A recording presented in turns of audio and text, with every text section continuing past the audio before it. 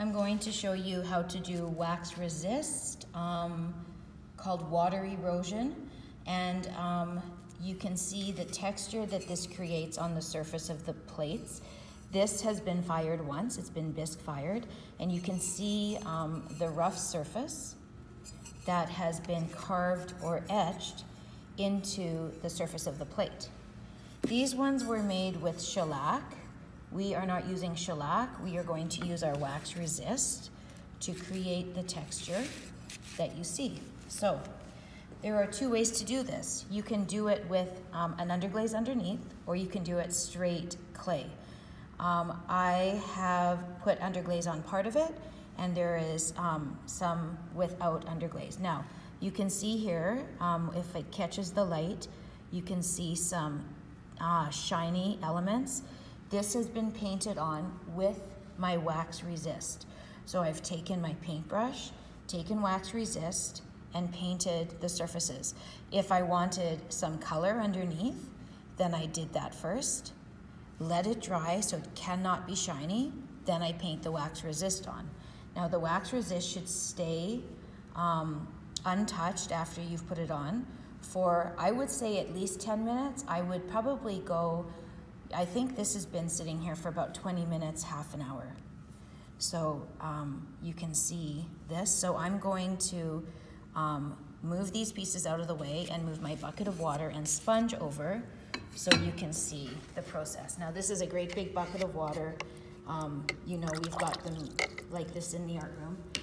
One thing when you're doing your wax resist, I'd like you to make sure that you do a really good job of washing the wax off your paintbrush. So use some dish soap and some water, or some shampoo even, but not necessary. Soap or dish soap to remove the wax from your paintbrush. So you don't have to do this with a great big bucket. I just have this from the art room. So you can see where it's shiny. I'm gonna start with the part that doesn't have the underglaze, just because it's a little simpler to see and a little less messy. So you can see here, as I start to wipe away, the wax stays in place and leaves a raised surface where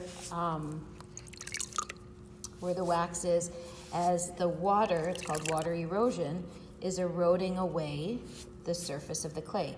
You can see a little bit has been pulled away here, and that is because I've been pushing quite vigorously. So if you take your time, you rub it gently, you can get some really interesting shapes here and some really interesting textures.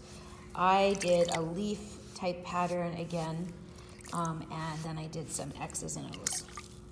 Now, something to consider, as you're doing this edge piece, you want to support that. If you just hold your plate like this and start wiping, it may break because of the moisture.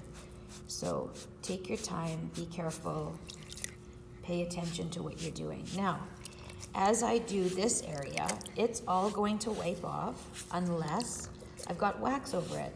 So this is why I did this. And I used black, not because black is my favorite color or anything like that, but just because it shows up better for the video. And you can have some really quite graphic elements in here, which can be really, really lovely.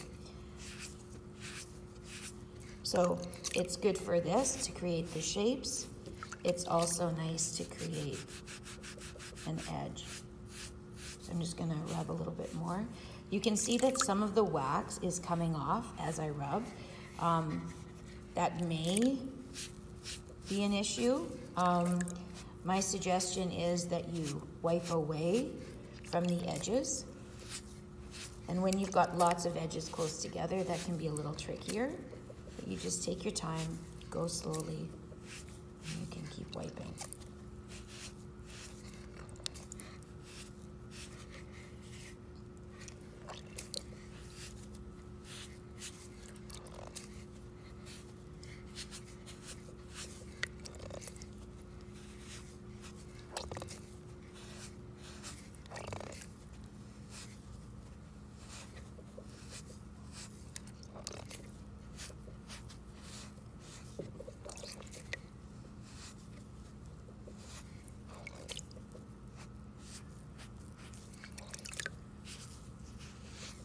Another thing you can do, and I'll do it on a black area so that you can see it more easily, is you can also scratch back through. So I'll just take my pin tool, because I know everyone's got one of those at home, and I'm just gonna scratch through here.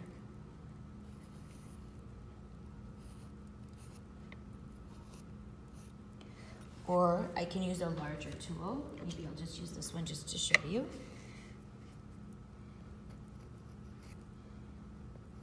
And you can leave that scratch like that, but if you wanted to have the same kind of feel or vibe as what you've already wiped away, you can just wipe away from the center as well and have a similar feeling